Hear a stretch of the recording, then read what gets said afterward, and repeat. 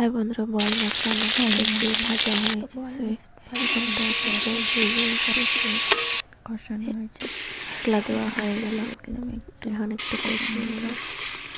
কষিয়ে নেওয়ার পর জল দিয়ে দেব। কষানো হয়ে গেল,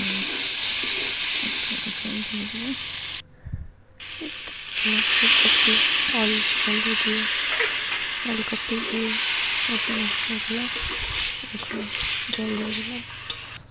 জল দিয়ে নেড়ে এখন জল ফুটবে, জল ফোটানো শুরু হয়ে গেলে তাহলে সবজি ফুটে এসে এখন মাছটা দিয়ে দিলাম। আর আমি মন্দিরা উনুনে রান্না করি। মাছগুলো দিয়ে দেওয়ার পর মাছটাও দিয়ে দিলাম। একটু শুকিয়ে হয়ে যাক। ঝোলটা ফুটছে, ফোটার পরে যে আমার তরকারিটা হয়ে গেছে।